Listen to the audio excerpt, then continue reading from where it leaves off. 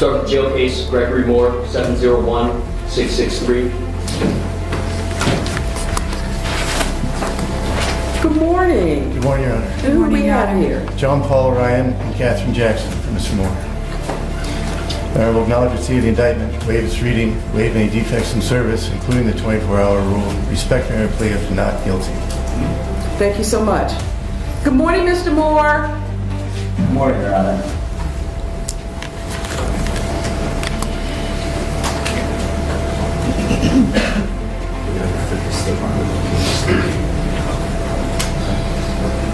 State of Ohio like to be heard? Yes, Judge, thank you. Kevin Filiato, Assistant Prosecutor on behalf of the State of Ohio. Your Honor, the state understands that the Bond Commissioner's Office is recommending a $2 million bond in this case. That is what the state recommends at this time. This defendant, Your Honor, planned this ahead of time, obtained the means with which he did this crime. Those means are also means that he used to avoid leaving evidence of his crime. That evidence that he sought ahead of time to not leave behind is the same evidence that clears the person that everyone thinks did this crime, which is Aliza Sherman's husband. He did not. And this defendant sought for, after this crime, he lied to the police, he hid evidence from the police, he got rid of the phone that he used to commit this crime with, and he has lived for 12 years amongst us with everyone believing the husband did this, and that's not true.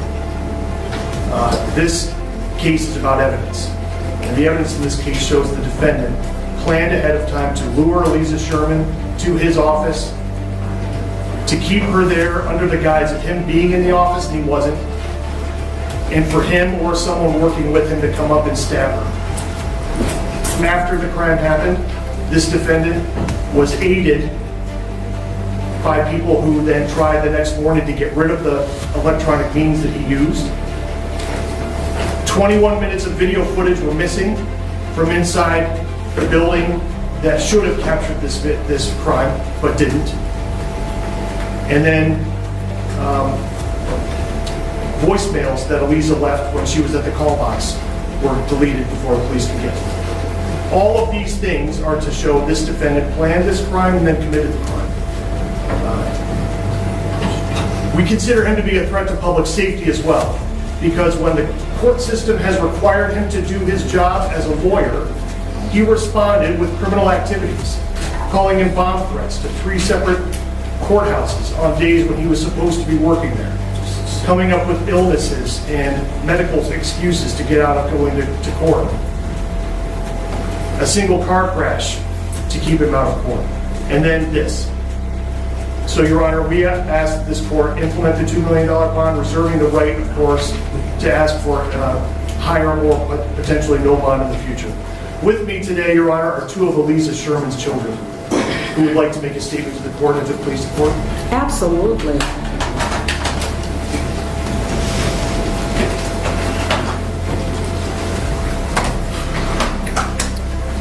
Good morning. Good morning. I know this is a very difficult situation for you. I need you to state your name for the record, please, and then whatever you'd like to share with the court, you may proceed. Thank you. Jennifer Rivchun. Your Honor, thank you for the opportunity to speak today. My name is Jennifer, and I am here today as the daughter of Aliza Sherman, who was brutally taken from us in a crime that has devastated our family and the community. Greg Moore stands before this court, charged with the kidnapping and murder of our mother, his own client, a woman who trusted him, a woman who he was duty-bound to protect and advocate for. Instead, he allegedly betrayed that trust in the most horrifying way imaginable. If a person is capable of such calculated violence against someone he had a professional obligation to defend, one must ask, what else is he capable of? We are not just speaking about an alleged crime. We are speaking about a man who, when under pressure, has reportedly turned to criminal behavior in the past. This is not just a matter of personal betrayal or professional misconduct. It is a threat to public safety. It is a threat to the moral fabric of our society. We need to ask ourselves, what kind of society do we want to be? Given what we know of his past behaviors and actions, Greg Moore needs to remain in custody and behind bars. Just imagine what he could do to someone with whom he shares no obligation, no professional relationship, no personal history.